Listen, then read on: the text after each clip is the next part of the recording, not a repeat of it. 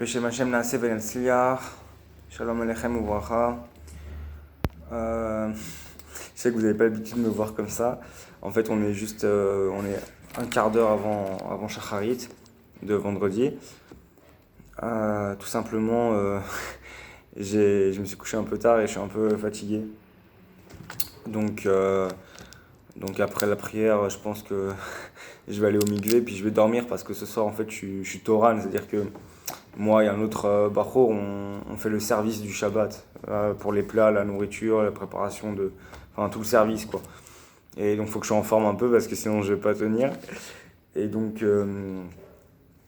voilà quoi. Donc je me suis dit déjà je mets pas le fond vert et tout parce que le montage et tout j'ai pas la force. Et donc voilà. Donc je vais juste transmettre vite fait, je vais même pas tout faire. Je vais transmettre vite fait quelques petits enseignements du Chafetz Chaim sur la Parashat Teruma. C'est pas très long, mais encore une fois, je vais pas tout faire de toute façon. Donc, Parashat, on commence par le verset Va'asoli Mikdash V'shachanti betocham. Ils feront pour moi un sanctuaire et je résiderai au milieu d'eux. Donc, la Pessikta rapporte qu'au moment où le Saint béni soit-il donna l'ordre de construire un sanctuaire, Moshe Rabbeinu alav Shalom demanda tout tremblant comment un homme pourrait-il te bâtir une demeure genre, comment un homme pourrait-il te bâtir une demeure alors qu'il est écrit les cieux et les cieux des cieux ne peuvent te contenir. Et quelque part, il dit construisez-moi une demeure, construisez-moi un sanctuaire, un endroit où je puisse résider. Mais Dieu, mais t'es infini, les cieux des cieux peuvent pas te contenir. Qu'est-ce que tu veux qu'on construise, genre Birlal, comment tu veux? C'est hyper intéressant. Le Saint béni soit-il lui répondit, je ne demande pas un sanctuaire à ma mesure, mais à la mesure de leur capacité, la capacité des béné Israël, c'est-à-dire 20 poutres au nord, 20 poutres au sud et 8 à l'ouest. Et lorsqu'il parla de mon offrande, de mon pain, Moshe s'exclama, tous les animaux du monde suffiraient-ils à une seule offrande, et tous les bois du monde à une seule combustion? Pareil, il demande des sacrifices pour lui, pour le rendre honneur, pour le servir. Et il dit, mais pour te servir dignement, justement, comme tu me mérites, est-ce que même les animaux du monde entier, ça suffirait, quoi? C'est vraiment super. Le Saint béni soit-il lui répondit, ce n'est pas comme tu penses, mais le premier agneau, tu le sacrifieras le matin. Et lorsqu'il ordonna que chacun donne la rançon de sa personne, Moshe demanda, mais qui pourrait donner la rançon de sa personne? Nul ne saurait racheter son frère, ni donner à Dieu le coût de sa rançon. Le rachat de leur personne est trop haut et à trop haut prix. Le Saint béni soit-il lui répondit, ce n'est pas comme tu penses, mais voici ce qu'ils donneront, un demi-cycle selon le cycle du sanctuaire. Nous pouvons déduire de cet enseignement que le Saint béni soit-il n'a pas d'exigence exagérée envers les êtres humains. Et ça, c'est Yadoua, c'est-à-dire, on le sait, que peu importe les épreuves que Dieu nous donne, toutes les malheurs, entre guillemets, les difficultés, les souffrances, les épreuves qu'on a dans la vie, tout vient d'Hachem, tout vient d'Hachem, et Dieu il nous envoie pas quelque chose qu'on peut pas surmonter. S'il envoie quelque chose, c'est que même si c'est dur, ça fait mal, c'est terrible, c'est terrible, des fois on part en dépression totale, mais normalement c'est quelque chose qu'on est capable de surmonter. Parfois, sur le moment, Dieu ne nous demande pas non plus d'être inhumain. Ouais, ok, très bien, et je pleure pas, et aucune émotion. Non, il nous a créé avec un cœur, avec des émotions, mais il compte sur nous pour surmonter la chose. Commencer à descendre, à plonger dans la dépression et voir des fois finir par faire quelque chose d'irréparable. Lo aïnou, lo alechem. C'est pas le but. Le but, au contraire, c'est de nous renforcer, c'est de nous rapprocher d'Hachem. Il le fait par le biais déjà des mitzvot, des commandements généraux qu'on doit faire au quotidien, mais même par des épreuves qui déjà expient nos fautes, mais justement nous renforcent, parce qu'on apprend de nos erreurs. Et du coup, oui, voilà, il nous dit le Chafetz Chaim, Rabbi Israël Meir HaKohen, Zecher Tzadik Vekdosh Livracha, que voilà, il nous redit, il n'est pas seul à le dire, tout le monde le dit, que Dieu ce qu'il nous demande, c'est pas exagéré, c'est pas au-dessus de nos capacités. Il ne demande pas des trucs qui nous crèvent pas la tâche. C'est ça. chaque mitzvah, même si elle est compliquée, même si elle est dure, il sait qu'on en est capable. Et d'ailleurs, même la preuve, c'est que j'avais déjà lu aussi que quelqu'un qui n'est pas capable, vraiment, quelqu'un qui n'est pas capable d'étudier la Torah comme bien pur et dur toute la journée, il lui demande pas de il lui demande pas d'étudier la Torah. Enfin, si, il demande d'étudier la Torah. Ça, c'est pour tout le monde. Les Gvoatim la Torah, d'avoir des temps de Torah dans la journée, ça, c'est pour tout le monde. Mais justement, des temps de Torah, si toi, t'arrives pas à étudier plus d'une demi-heure par jour, c'est impossible pour toi, c'est bon, tu satures.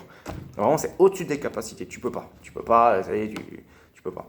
Alors à ce moment-là, Dieu il dit très bien, fais une demi-heure par jour, c'est ce que je te demande. Ça, c'est la halakha, tu dois le faire, t'es obligé. Alors, tout le reste, travaille, ramène ta parnassa.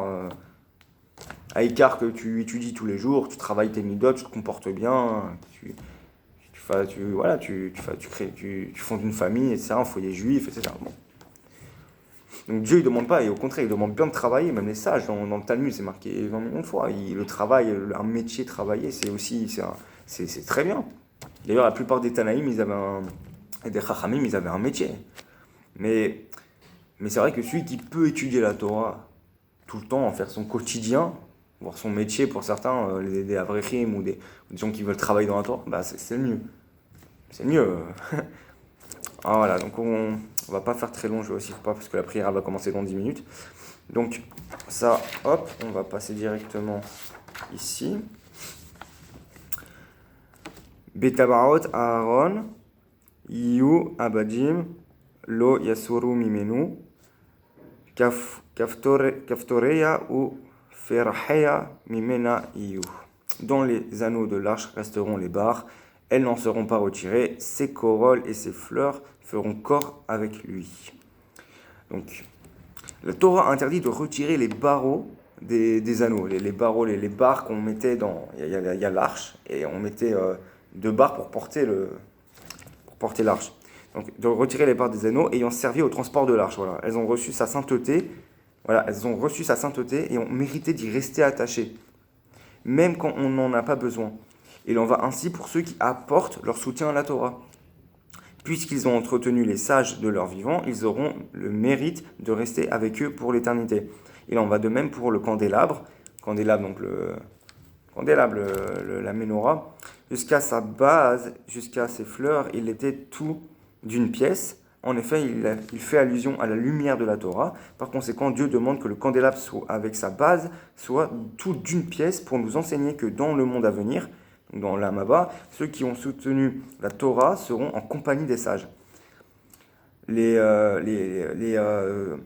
corolles, les fleurs, qui eux aussi devaient être tout d'une pièce, font allusion à toutes les fioritures de la Torah orale transmises par les sages. Elles font corps avec la Torah écrite. La fin du verset, d'après la forme que l'Éternel avait montrée à Moshe, ainsi avait-il fabriqué le candélabre, laisse entendre que Dieu a montré à Moshe dans la Torah toutes les nouveautés qu'un disciple chevronné allait dévoiler. Donc ça, c'est bon, c'est pas aussi intéressant que le truc, mais c'est aussi important de savoir, c'est que déjà on nous dit déjà à la fin, il nous dit que il y a un remez dans le verset. Par rapport à la fabrication du candélabre, il y a un remez au fait que Moshe Rabbeinu, justement, ce qui vient prouver que la loi orale, ce qu'on appelle donc la Mishnah, Talmud, enfin tout ce qui vient de nos sages, en fait, la loi orale, ça a été donné par Akadosh Baruch Hu à Moshe Rabbeinu. Et pourquoi? Parce que Moshe Rabbeinu connaissait les dévoilements qu'il y aurait dans le futur. Il savait très bien que tel sage allait sortir tel chidouche, et il savait. Donc, c'est hyper intéressant, ça veut dire que vraiment, c'est intéressant même pour moi, parce que même pour ceux qui, si quelqu'un des jeunes m'écoute, etc., je suis sûr que vous êtes déjà demandé, oui, mais les sages, ils peuvent se tromper, si, ça. Alors, c'est vrai, hein, le Talmud dit lui-même et démontre même clairement que les sages peuvent se tromper. Mais Hachem, Akadosh Baruch Hu, il nous ordonne dans la Torah de suivre les sages et d'aller ni à droite ni à gauche de ce qu'ils disent. Là, j'ai fait ni à droite, à gauche. Enfin.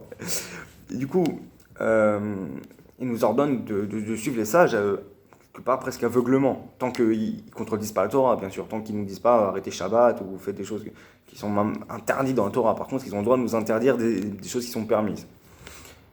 Et ils doivent mettre des barrières à la Torah, etc., etc. Donc, on doit les suivre. Et de savoir que cette sagesse, c'est le statut qu'ils ont, les sages, c'est pas Stam, c'était donné par Dieu, ils ont une responsabilité dans les mains, certes, ils peuvent se tromper, mais même s'ils se sont trompés, déjà, en général, c'est quoi? S'ils se trompent, c'est sur des règles de jurisprudence, ou bon, c'est un peu embêtant, ils vont interdire un truc, et des fois même ils vont interdire un truc dans leur génération, mais les sages aujourd'hui s'estiment pas assez au niveau pour permettre un truc à leurs prédécesseurs ils ont interdit. Alors que dans la génération d'Afka, l'interdire, ça cause plein de problèmes quotidiens, mais ils l'enlèvent pas. Voilà. Bon, ça c'est les sages, je ne rentre pas dans leur compte, chacun fait ce qu'il veut, c'est bon. Mais je vous ai sûrement demandé des trucs pareils, moi aussi je me les demande, faut pas croire. Hein. mais c'est voilà, donc c'est intéressant de se rappeler que les sages ils tiennent leur sagesse et tout ce qu'ils vont dévoiler, etc. Moshe Rabbeinu lui-même, à la Shalom, le savait. Et donc quand ça vient de Moshe Rabbeinu, quand ça vient des prophètes, à la Shalom, alors pour certains peut-être on le prend mieux que si elle est sage. Mais au moins vous savez que maintenant tout est lié. Les Chachamim, les sages, c'est la continuité des prophètes, c'est un peu les héritiers des prophètes au niveau de... Alors c'est pas des prophètes, mais vous avez compris. C'est la continuité, c'est eux qui ont l'autorité aujourd'hui. Donc il faut comprendre d'où vient leur autorité et qu'elle est pour notre bien aussi. Sinon, c'est aussi très intéressant le début surtout, sur ça, que ceux qui soutiennent la Torah, qui font des dons à des yeshivot, à des synagogues, à des institutions de Torah, qui vont entretenir un élève, un parcours pour qu'il étudie la Torah, ça, bah, comme vous voyez, vous êtes semblable au barreau de l'arche qui servent à porter l'arche, qui soutiennent l'arche et qui méritaient par leur soutien, par le fait qu'elles étaient collées à l'arche, qu'elles étaient associées à rester collées à cette arche, etc., à la sainteté, elles ont pris de la sainteté. C'est pareil, si vous soutenez un Bachor Yeshiva, un Avrer, des institutions comme des yeshivot, tout ça, vous avez une part dans l'étude des élèves. Attention, ça faut le préciser, à condition que les élèves ou ceux que vous soutenez étudient par des intérêts. S'ils étudient pour leur propre intérêt, ça vous héritez pas du mérite de l'étude. C'est important de le préciser. mais voilà, non, c'est très intéressant. Donc du coup, je vous encourage aussi vivement à faire un petit don à la yeshiva du Rav Ron Moshe Shaya Shlita, la yeshiva Yeshuot Yosef.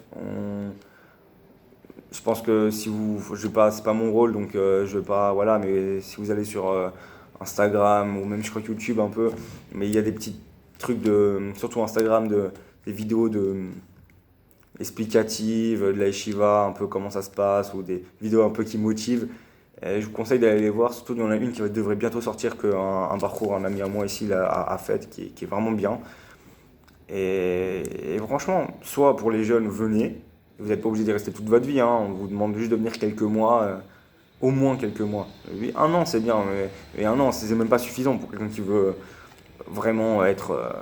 mais un an déjà, on a des bonnes bases, etc. Si on est sérieux, si on fait un an et qu'on fait que dormir et aller dehors, on n'a pas fait un an d'yeshiva. Mais en tout cas, c'est intéressant. Il faut venir. Et pour les adultes, les parents, soutenez, faites un petit don. Je ne vous demande pas, mais essayez. Même déjà pour nous et pour tous les élèves qui étudient ici, etc. Et pour vous aussi. Voilà, pour être semblable au soutien de l'Arche Sainte. Alors voilà, on va finir avec ça. La prière va commencer dans 3 minutes. Ve'asita menorat zahav tahor. Tu feras un candélabre en or pur. Le Talmud en Menachot 86b rappelle que la table se trouvait dans la partie nord du sanctuaire et le candélabre dans la partie sud. Et il est écrit en Kohelet, chapitre 1, verset 6, le souffle de vent va vers le sud, tourne vers le nord, il tourne, va et reprend ses tours. Ce verset se comprend ainsi. Comme ça nous explique le Chafetz Chaim. Le but de l'homme, c'est de se diriger vers le sud, conformément à l'enseignement des sages. Que celui qui veut devenir un sage aille vers le sud, pour apprendre et pratiquer la Torah. Cependant, quand on demande à l'homme « Pourquoi t'enfuis-tu de la synagogue dès la fin de l'office, au lieu de rester étudier 1 heure ou 2 ?» il répond qu'il tourne vers le nord. Il ne s'en va pas, il répond, donc la personne qui parle, elle dit non mais je tourne vers le nord, dans le sens non mais je ne m'en vais pas, je fais juste un petit tour extérieur pour vaquer à mes affaires, m'assurer ma subsistance, et en définitive il tourne. Il est tellement occupé à tourner, c'est-à-dire dans ses affaires, dans son quotidien, dans la routine extérieure, ainsi que son souffle de vie s'en va. Au point que son souffle de vie s'en va, c'est-à-dire la Torah, c'est-à-dire finalement, il reprend ses tours, il sera renvoyé ici-bas pour réparer le mal qu'il a fait, et le Chafetz Chaim concluait en soupirant, j'aimerais bien l'éviter. C'est-à-dire que on a l'occasion des fois de faire des mitzvot, d'étudier la Torah, de faire un peu plus, mais non, on est vite aspiré vers le Olam Hazé, vers le monde matériel, avec oui, mais le travail, et l'argent, et tout ça, et nanana, etc. Et on sort dehors, on s'éloigne du coup de la Torah, on se dit non mais je vais revenir vers la Torah, c'est juste j'ai des choses à faire. Et de là on commence et on a une chose. Même moi je le sais, même le Rav Shaya il comprend pas, il me dit mais je comprends pas, Dieu il veut pas que tu dises la Torah ou quoi? À chaque fois t'as ça à faire, t'as le médecin, t'as ci, t'as ça, t'as l'administratif, et plein de choses à faire, plein de choses à faire. Il me dit je comprends pas, t'as trop de choses à faire, c'est pas possible, c'est pas normal. Et en fait c'est ça, quand on s'éloigne de la Torah, on commence à vaquer aux occupations extérieures.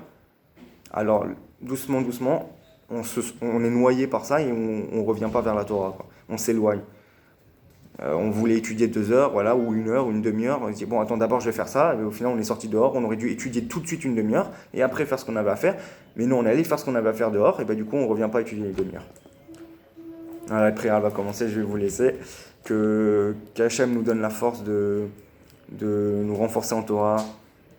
Et, et Bezrat Hachem, que le Mashiach vienne et qu'il y ait enfin le règne du Hémet dans le monde et la paix entre nous et l'amour entre nous, etc. Qu'il y ait enfin une harmonie dans ce monde et le règne de la Torah Hémet. Allez, Shabbat Shalom.